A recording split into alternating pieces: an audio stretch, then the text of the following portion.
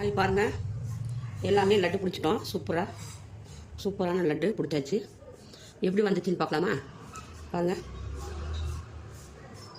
சூப்பரான லட்டு எப்படி வந்திருக்கு பாருங்கள். நல்லா உள்ள சாஃப்டாக இருக்குது. கெட்டியாக கூட இல்லை, சாப்பிட்றதுக்கு நல்ல டேஸ்டியாக இருக்கும். இந்த லட்டு வந்து சிம்பிளாக பண்ணலாம், ரொம்ப கஷ்டமான வேலையும் இல்லை. எல்லாருமே வீட்டில் செஞ்சு கொடுங்க குழந்தைங்களுக்கு. ரொம்ப கஷ்டமான வேலையில்லை. கேவரு மாவு இருந்தால் போதும். கேவரு மாவு, ரவை, வெல்லம், அவ்வளோதாங்க.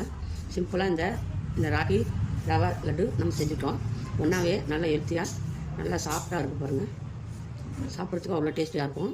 யார் யாருக்கு இந்த சிம்பிளான கேவரு மாவு ரவை லட்டு யாருக்கு பிடிச்சிருக்கோ லைக் பண்ணுங்கள், ஷேர் பண்ணுங்கள், கமெண்ட் பண்ணுங்கள். மறக்காத அஸ்வினி சீக்ரெட் சமையலை சர்ப்ரைஸ் பண்ணுங்கள். நான் இது சிம்பிளாக பண்ணியிருக்கிறேன். நீங்கள் செஞ்சு பாருங்கள். வீட்டில் எப்படி வந்துச்சுன்னு சொல்லுங்கள். இது எல்லாருக்கும் பிடிக்கும்னு நினைக்கிறேன். ரொம்ப ஆரோக்கியமாக ஹெல்த்தியானது. இந்த மாதிரி